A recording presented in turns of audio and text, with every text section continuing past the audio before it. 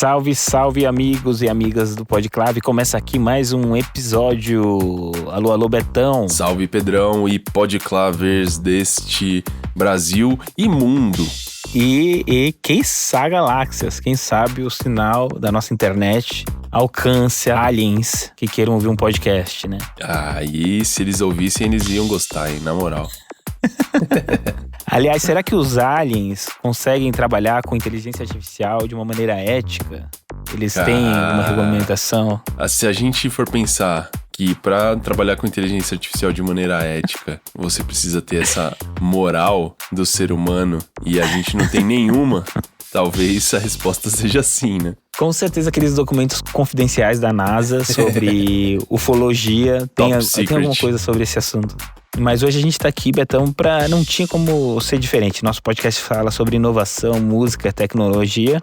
E diante dos fatos, diante dessa última propaganda que saiu da Volkswagen, utilizando uma música de Belchior na voz de Elis Regina e também com a participação da Maria Rita, que gerou tanto alcance como polêmica, é o nosso dever mergulhar sobre esse assunto aqui. Exatamente, a gente já tá vindo de um episódio sobre inteligência artificial e quando todo esse bafafá aconteceu, a gente viu-se no dever de discutir, de falar um pouco a respeito deste fato.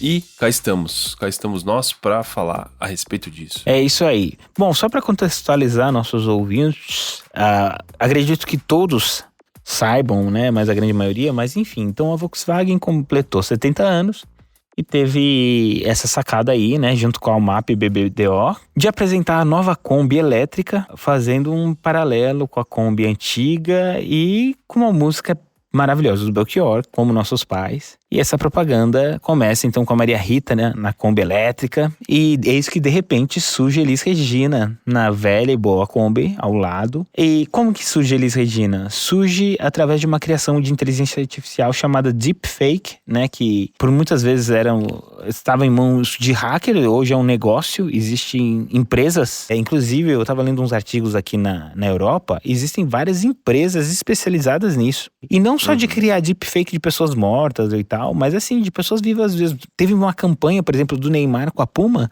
que eles usaram o avatar do Neymar pra campanha. Uhum. Tipo, o Neymar não tava na gravação. Eles usaram por uma tecnologia de deepfake o Neymar nisso. Então, é um negócio realmente muito explorado. Da mesma maneira que emocionou e impactou, gerou muita polêmica essa campanha. Inclusive, é isso que nós vamos fazer aqui nesse Podclave. A gente vai entender o que é certo, o que não é, o que a gente tem que nos atentar. Mas uma coisa que eu gostaria de destacar aqui, Betão, eu não me lembro a última propaganda que impactou tanto o Brasil e tava na boca das pessoas de diferentes idades, tava na internet, tava na TV, tava em todo lugar falando sobre o assunto, agora no podcast. E não é que eu sou fã dos marqueteiros, tá, gente? Mas assim, essa campanha já fez um grande feito que foi de bagunçar, assim, né? Eu só me lembro de coisas assim numa TV aberta, que uma propaganda era tão falada e era parte das conversas, mesas de bares, assim.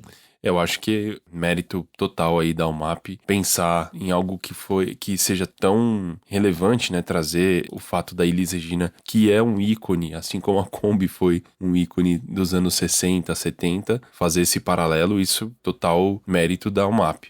Mas não estamos aqui discutindo o prêmio de Cannes. Exatamente. Mas a gente quer discutir aqui um pouco a respeito do que vem por detrás disso, né? Uma pergunta que a gente pode começar aqui nessa discussão, Pedro. Será que eles concordariam em participar de uma propaganda da Volkswagen? Pois é, Betão. Inclusive, muitas manifestações foram de acordo com esse tom, assim, né? Cara, inclusive até do Belchior, até colocando o Belchior. Sim, porque vamos colocar umas coisas importantes, pessoal. E essa é a missão do Podclave. Linguagem, conhecimento. Essa propaganda infere várias questões. Talvez a UMAP e a Volkswagen fizeram um bom trabalho liberando e fazendo o licenciamento da música. Trabalho de sync, que é o direito autoral. Beleza? Direitos autorais, ok. Mas existe uma questão que chama direito de imagem, que não é direito autoral. E como a gente vai entender nesse episódio, direito de imagem, filho ninguém é intransferível. Ninguém pode aprovar ou não um direito de imagem de uma pessoa morta. Então, é muito, muito delicado para onde for. Então, o CONAR já indiciou essa campanha. O Volkswagen e a UMAP tem alguns dias aí para responder. A gente, então, essa é uma propaganda que realmente ela trouxe um assunto muito importante, que é um debate sobre a ética na utilização de inteligência artificial, que a gente sabe que é bem difícil, né? Porque por que é bem difícil? Você ensina um robô como ele fazer as coisas, como ele ser pragmático, como ele produzir, mas ele vai isso sem moral e ética. Ele não é um ser humano. Ele não tem essa barreira de moral e ética no que ele vai criar. Então, por exemplo, resgatando um case aqui, teve um perfil de tecnologia de uma marca que ele criou um tweet, que o tweet era o hype. O nosso tweet, ele é coordenado por uma inteligência artificial. Depois de algumas semanas, o tweet já era racista. Ele começou a fazer tweets e antissemita. Ou seja, ele tinha, então, algumas posturas absurdas. Ele começou a aprender com a internet e ele foi replicando esses comportamentos. Exatamente. Lembrando que uma inteligência artificial, ela cria a inteligência dela, né? Ela é alimentada por inteligência humana. Exatamente. Ela pega o que tem de referencial e replica com as palavras dela, com o jeito dela, mas o referencial aonde ela aprendeu foi com um referencial humano. Então, isso já é um ponto de exclamação quando a gente fala de inteligência artificial e ética, que a ética da inteligência artificial vai ser baseada na ética humana. E nós sabemos que a ética humana ela não é tão ética assim, né? Então, isso já é um ponto de exclamação. Pois é. Nesse caso em questão, então falando de uma questão ética, que a inteligência artificial não tem escrivo, e de novo, esse caso ilustra esse debate, porque aqui até que é uma coisa muito controlável, mas assim, tem outros lugares que a inteligência artificial vai ir e que vão ser inquestionáveis. Por isso que é muito importante a gente ter essa conversa e criar limites nessa Sim. questão de ética e moral para as inteligências artificiais, para não fugir fora do controle, que é um medo que todo mundo tem, né?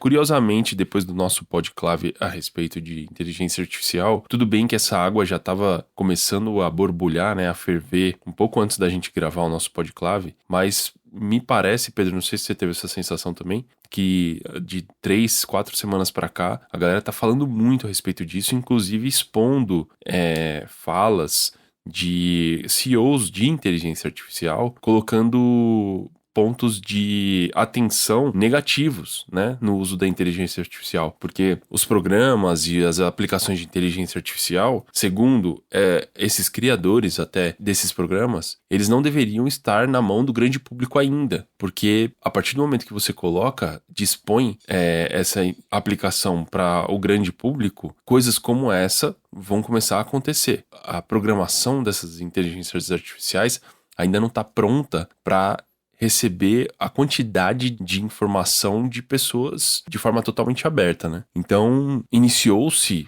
recentemente uma discussão a respeito de como, de alguma forma, você ter algum tipo de controle nas informações que são imputadas nos programas de inteligência artificial e como algum órgão pode trabalhar nisso. Inclusive, existe uma pesquisa que mostra que 95% dos investimentos que estão sendo feitos em inteligência artificial são para melhorar a inteligência artificial e apenas 5% desses investimentos está sendo colocado em segurança, em como a inteligência artificial vai agir de maneira ética. Óbvio, é uma coisa nova, que está gerando muito dinheiro, que está gerando muito bafafá, só que isso precisa ter um controle mínimo dos órgãos competentes para a gente não perder a mão. A gente até mencionou do CONAR, né? O CONAR faz isso, assim, né?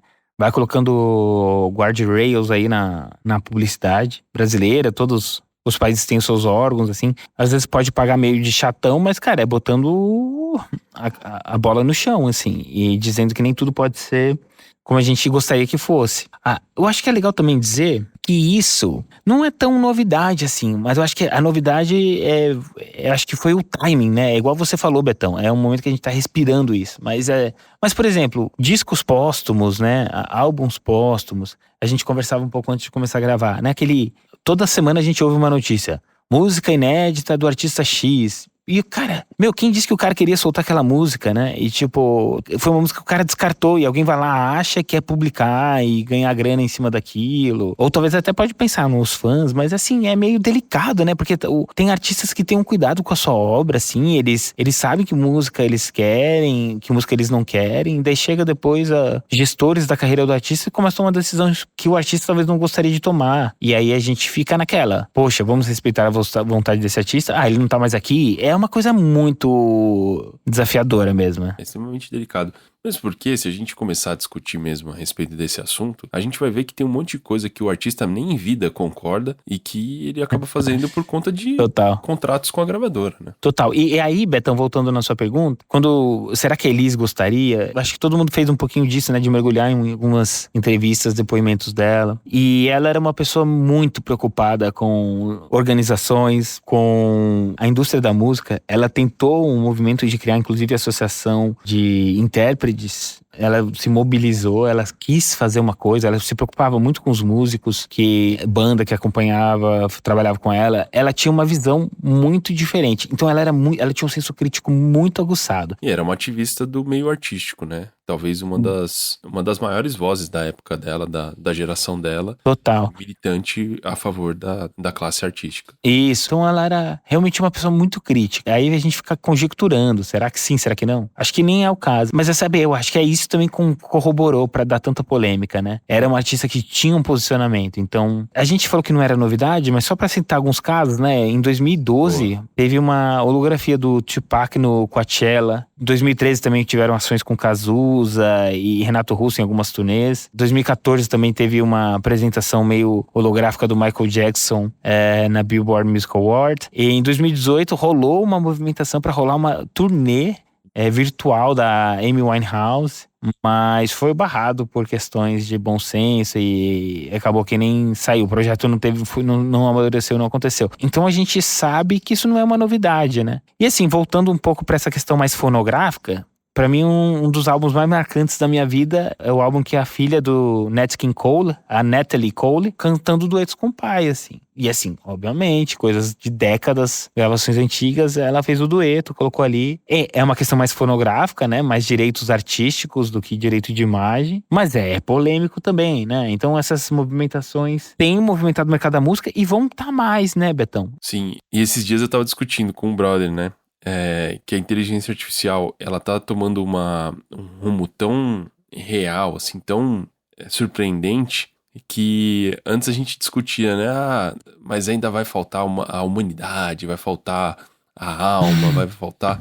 E, cara, eu acho que uma hora ou outra ela vai aprender isso também. É E aí não vai verdade, faltar mais é nada. verdade. Aí a parada começa a ficar meio maluca. De repente, por exemplo, sei lá, o Elvis artificial vai criar uma música como o Elvis pensava, com um jeito do Elvis, e talvez fique tão bom quanto o Elvis, de fato. Então, se você tem essa possibilidade de algo, né, um robô, mergulhar na obra de uma pessoa, nas poesias, ter acesso a tudo o que a pessoa fez na vida, ela consegue aprender exatamente o que essa pessoa pensava, o que essa pessoa gostava. A gente tá falando de inteligência artificial, a gente ainda tá no começo desse negócio, mas imagina daqui a alguns anos, com as melhorias exponenciais que acontecem, existe uma discussão a respeito, por exemplo, do ChatGPT, que o ChatGPT hoje já tem o QI do Einstein, que é de 170. Só que o próprio criador do ChatGPT falou que o QI do ChatGPT pode ser de 1.000, 10.000. Imagina um robô, uma aplicação que tem um QI assim gigantesco, mergulhando na vida de um artista, mergulhando na vida pessoal desse artista, como que ele cresceu, como é que foi a história de vida dessa pessoa, porque em algum momento alguém imputou essas informações na internet. E se o computador consegue rastrear, vasculhar isso, ele tem acesso a essas coisas. Então o robô recria a vida do artista e aí ele consegue interpretar, olhar o mundo. É meio bizarro isso que a gente tá falando, mas ele consegue ter uma visão de mundo exatamente como a do artista, e aí ele pode criar coisas exatamente como o artista. Tá, pensando nisso, partindo desse ponto, cara, qual é a chance de existirem outros Elvis, outras músicas do Elvis, que não foram feitas por ele, mas são tão boas quanto as que ele fez, as que ele interpretou, com a visão de mundo dele, do jeito... Cara... Total, E aí, total. e aí a gente Betão, perde a mão, né? é muito louco, porque tinha uma coisa que eu sempre pensava e eu percebo que tá chegando essa hora. Bom, primeiro que tem essa sede do homem pela buscar a eternidade, assim, né? Uhum. Betão, hoje, se um computador pega os nossos históricos de WhatsApp, nossos históricos de redes sociais, Cara, a gente não já morre. era. Ele já aprendeu tudo que ele precisava. E já existe isso, tá, gente? Já existe isso.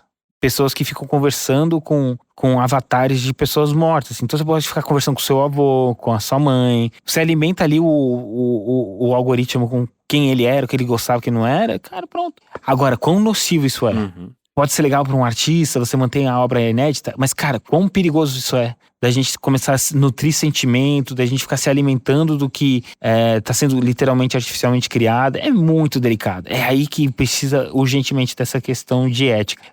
Outra coisa que a gente estava debatendo aqui. Hoje você, por exemplo, declara se você é doador de órgãos ou não. Daqui a pouquinho um artista, quando assina o contrato, ele vai falar assim, direitos pós-mortem, sei lá, como é que vai ser? Você libera seus direitos de imagem musical? Não aceito recriarem a minha imagem, o meu áudio, a minha voz. Não aceito. Categoricamente, eu posso dizer que os próximos contratos de música, de gravadora ou de licenciamento vão incluir isso aí. Especialmente direitos de imagem. Direitos autorais já é uma lei mais madura, mas direitos de imagem vai ter isso aí, gente.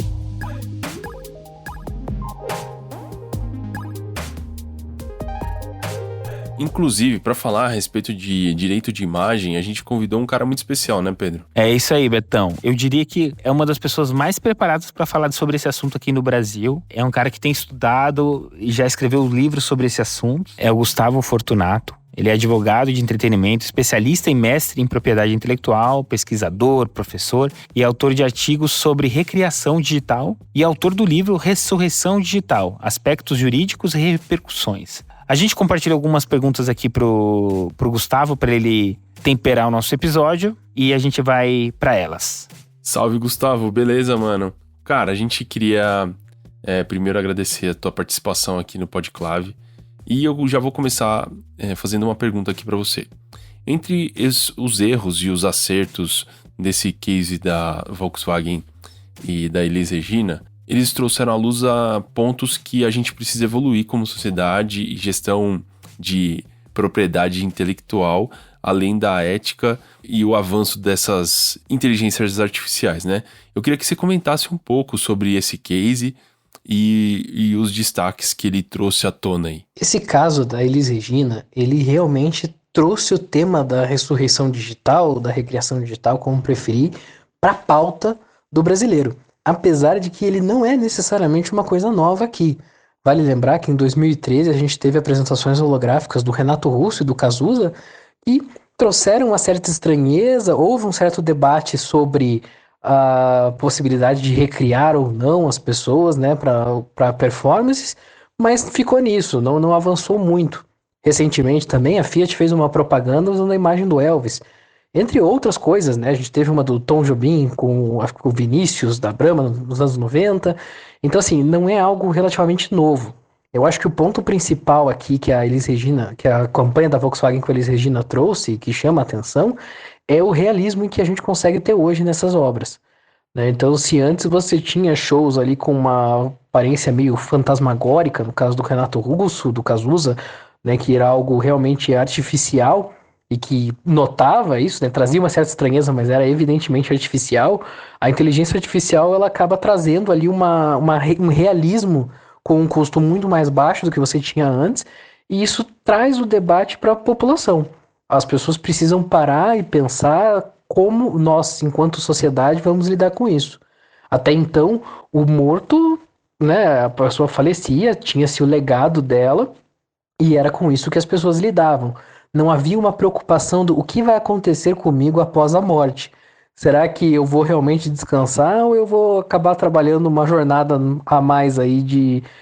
Né, e acho que isso não aplica só para artistas, né? Eu acho que a gente tem que realmente parar e pensar como isso impacta todos nós. A gente fala de direitos de personalidade, é um direito de todos, não é só das pessoas célebres.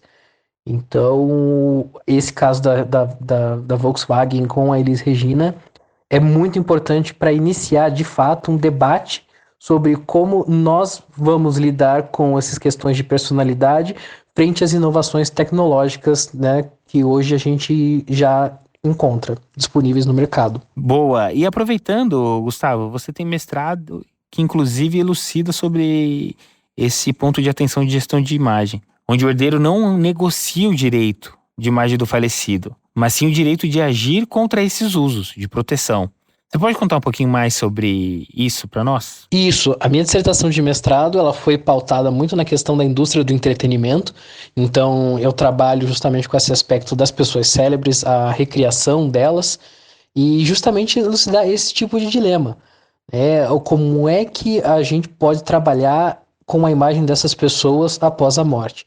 Eu entendo que a tecnologia está aí, não adianta a gente querer barrar, falar que não vai ter como. Não, tá aí. A Elis Regina é a prova de que esses projetos vão acontecer independente do que tem na previsão legal. Só que eu acho que um ponto importante no debate, que é isso que eu trato prioritariamente na minha dissertação e que eu vejo muito equívoco por parte das pessoas, e quando a gente fala de intérpretes, justamente por ter uma associação tão forte entre a imagem deles e a obra deles, muitas pessoas acabam confundindo o direito de imagem com o direito autoral. Então as pessoas partem do princípio de que aos filhos passam os direitos da imagem daquele artista, sendo que isso não acontece. Os direitos de personalidade, eles são intransmissíveis. Ou seja, uma vez que Elis Regina morreu a única pessoa capaz de decidir sobre a sua imagem. Quando a nossa lei coloca a figura dos herdeiros num papel de a tomar medidas contra eventuais usos injustos ou comerciais, a gente tem, na verdade, uma ação que eles fazem em nome próprio. Eles não entram na ação a Elis Regina. Quem entra com a ação são seus filhos. Então, o que eles exercem ali é um papel de guardiões de um legado. Cabe a eles administrar aquilo que ela produziu em vida. As fotos em que ela aparece, os vídeos em que ela aparece, os fonogramas que ela gravou, esses são os bens que são geridos por isso. É essa imagem dela, enquanto em vida, que cabe a eles administrar. Se a gente passa para os herdeiros o direito de decidir sobre questões de imagem dessa forma, a gente diz que eles são legítimos para recriar alguém, nós estamos transferindo um direito do titular para um terceiro. E isso eu acredito que a nossa legislação ainda não corrobora. O que eu acho que é importante a gente pensar é, como eu falei, isso não vai embora.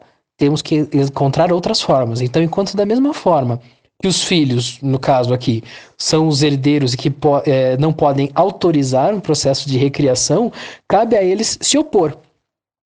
Ou seja, se a empresa faz sem falar com eles, aí sim eles são legítimos para ir lá e interferir nesse processo.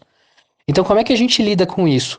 Eu acredito que a gente tem que mudar o foco dos contratos com os familiares. É preciso que a gente interprete não que eles estão licenciando uma imagem, mas sim que eles estão negociando um direito de oposição, porque aí sim é um direito deles. E aqui é importante a gente destacar, e mais um ponto naquela confusão com os direitos autorais, é que enquanto o direito autoral ele segue de fato a ordem sucessória prevista no Código Civil, ou seja, passam-se ali aos filhos, ao cônjuge, o direito de personalidade ele não segue essa mesma linha. A lei ela coloca que qualquer parente até 4º grau pode se opor a eventuais usos.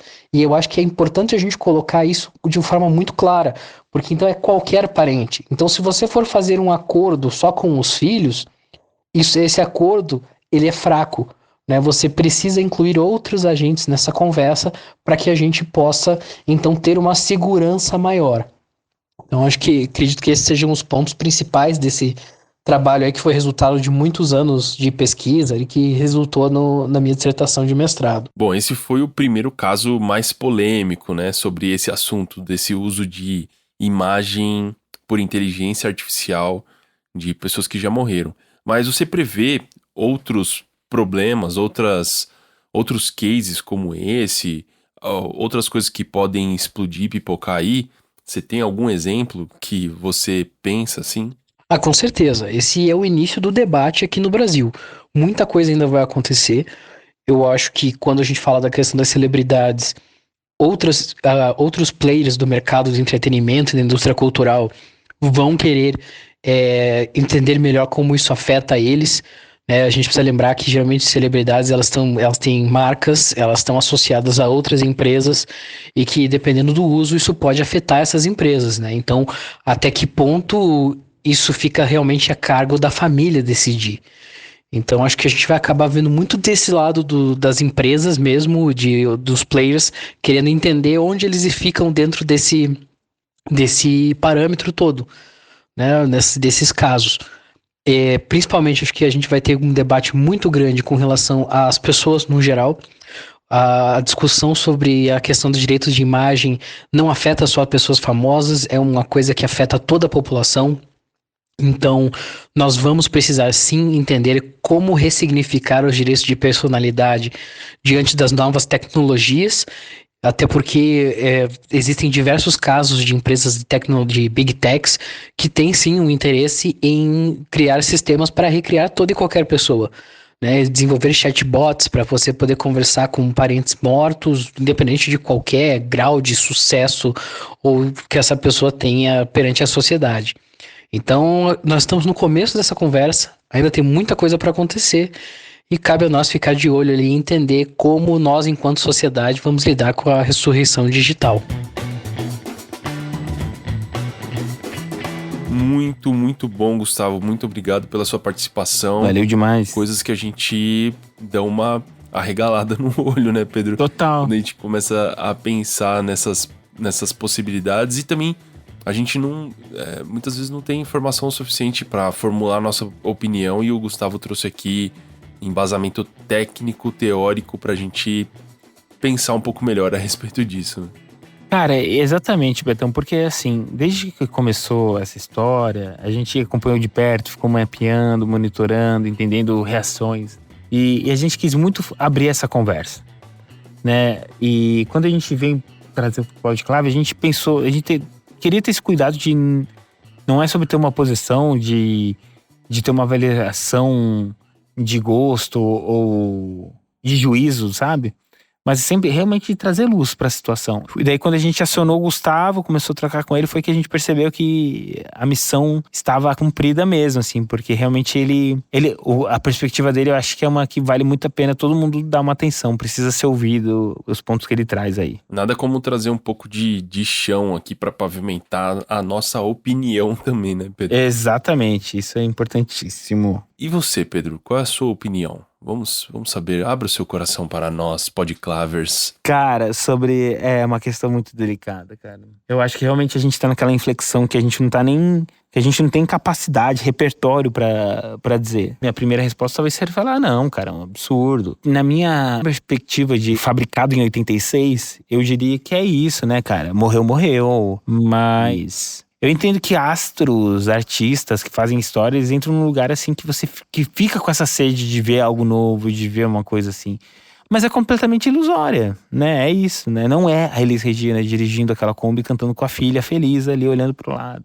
Então acho muito delicado entrar, por exemplo, nessa propaganda, entrar até nessa seara. Qual que era a relação mãe e filha, sabe? É muito delicado, é bizarro. É isso, né, Pedrão? Mais uma vez... trazendo um pouco mais de luz aqui, primeiramente para nós e de tabela para você que está nos ouvindo aí do outro lado. Espero que você tenha gostado deste episódio que, como sempre, foi preparado com muito carinho, com o máximo de informação e embasamento técnico aqui, para você também formar a sua opinião, para você também conseguir discutir com seus amigos no boteco. É isso aí. É uma delícia a gente desbravar esses caminhos juntos e aprender bastante, como foi esse caso. Valeu, Betão, valeu, galera. E nos vemos rapidinho. Tamo junto, valeu.